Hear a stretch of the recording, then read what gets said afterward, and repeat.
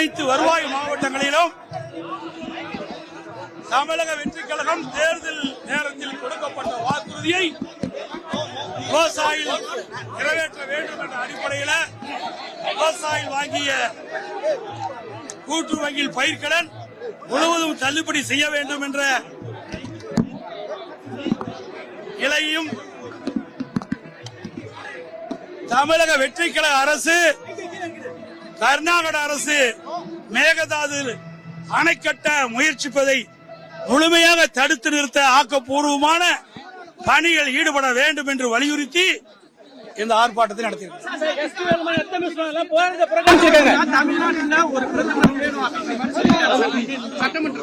அவர் கனவு வாங்கலாம், அவர் கனவு தான் வாங்க முடியும்.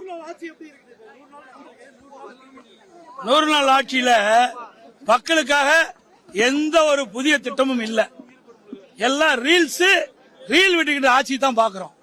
100 நாள் முதல் 100 நாள் ஒரு ஆட்சி பொறுப்பேற்று முதல் 100 நாள் தான் இந்த ஆட்சி திட்டங்கள் எப்படி போடுறாங்க, அதனால மக்களுக்கு என்ன நன்மை கிடைக்கும் அப்படின்னு மக்கள் பார்ப்பாங்க.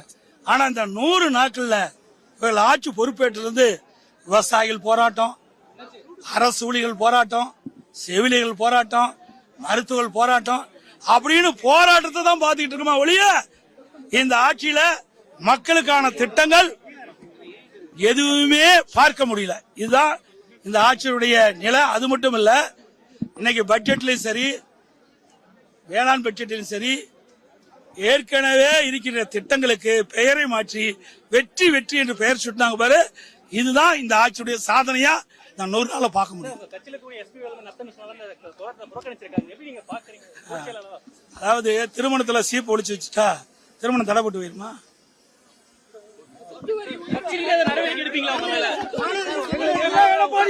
இதையெல்லாம் உள்ள பேச வேண்டியதெல்லாம் பொதுல பேச முடியாது சார். இதெல்லாம் அதான் சொல்லணும்.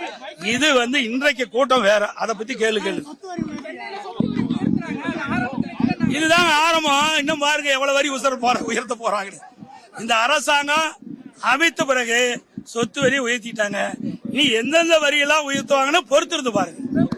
ஏன்னா கடன் அதிகமாயிட்டது.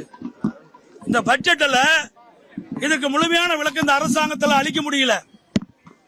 இன்றைக்கு அரசு ஊழியர்களுக்கு ஏற்கனவே இருந்த திமுக அரசாங்கம் இடைக்கால பட்ஜெட் போடும்போது அந்த அரசு ஊழியர்களுக்கு ஓய்வு திட்டம் அந்த நிதி ஒதுக்கீடு செஞ்சாங்க.